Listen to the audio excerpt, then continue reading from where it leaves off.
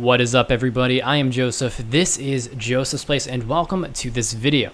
In this video, I want to go over some dailies that I think are worth doing, and I know a lot of people don't like doing dailies in RuneScape, but I'm going to argue the fact that not only are they fairly profitable, you can make a few hundred K with just a few minutes of work, but they're also fairly relaxing, and for me, it's a nice way to kind of get started into a session of playing RuneScape. So I'm going to go over 5 of the dailies that I think are good to do for mid-level accounts. So without any further ado, let's get started. The first daily we have in this video is what I think is the most important and probably the most common one, herb runs. While I know it's most important, I do think that a lot of mid-level accounts overlook it just due to the fact that they don't feel like taking the time out of their day to do them, but they are very easy to do. They take about 5 to 10 minutes at most, and they're very profitable. I won't be going over the Harmony Island patch as I think it's a little bit more higher level, but the ones other than that we'll cover in this short little guide.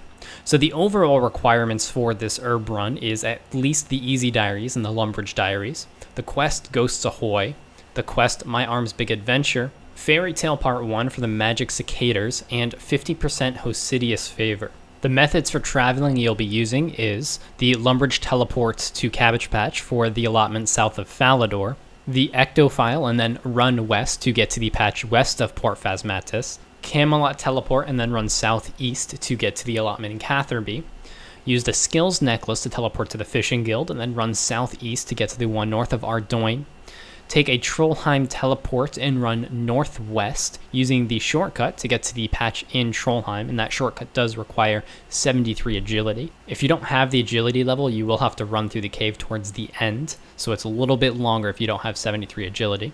And finally, either use a Xerix Talisman to teleport to Xerix Glade for the Hosidious patch, or use the Tithe Farming minigame teleport, and that brings you very close.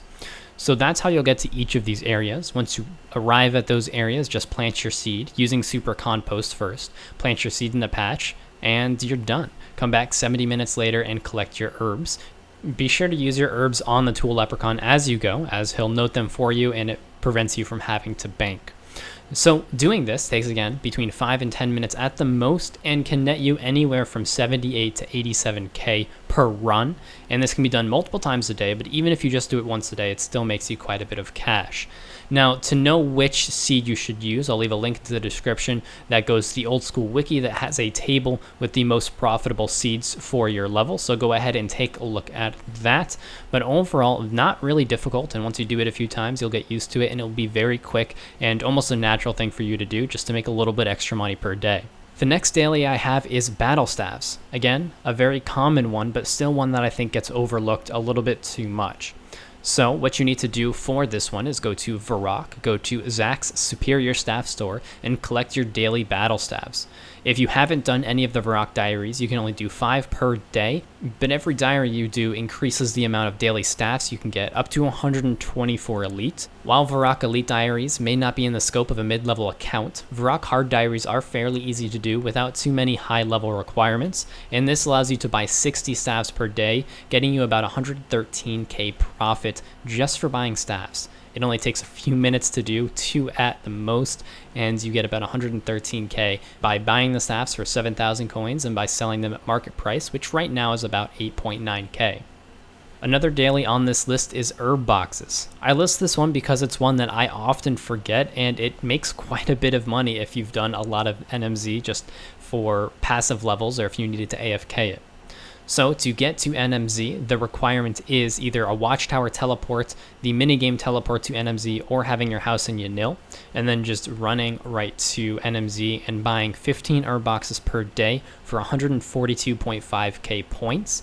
And the estimated profit's about 11.5k per box, so the total profit's around 170k for 2 to 5 minutes of work. This one may be another obvious one, but it's one that I often forget to do, and it's one of the most profitable at 170k per day just by buying some boxes. And if you've already imbued everything you need to at NMZ and just have some points lying around, you definitely should be buying your herb boxes every day.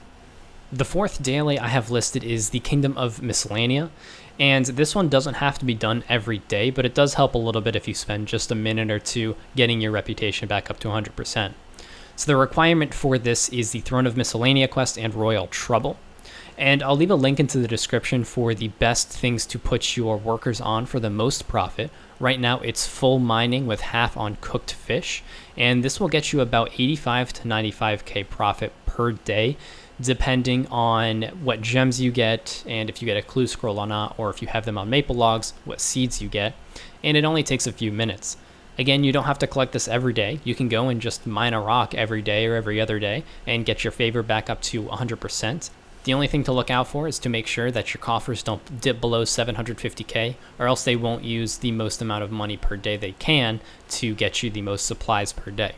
So as long as you keep your favor relatively high, between 95 and 100%, you can check this every day or every week and you'll make the same profit. There is a cap, but as long as you check it at least once every few weeks, you won't reach that cap. And it will average out to about 95k per day for just a few minutes of time. The last money-making daily I have listed is a little bit more of an obscure one, and one that's a little bit more of a risk. And it's not a risk in that you'll lose money, but you may not get the maximum amount that you could. And that is brewing and brewing Greenman's ales and aiming for the matured version.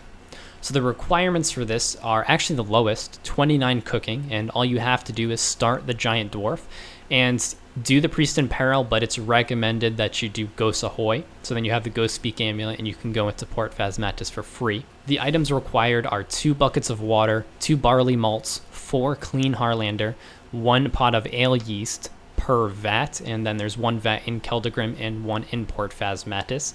The Keldagrim one is in the southeastern part of the town, while the Phasmatis one is underneath the bar. There's a trap door in the tavern there. And all you need to do is add those items to the vat in that order, and in a few days, go back to the vat with 8 empty beer glasses in your inventory and see if you can get 8 mature ale.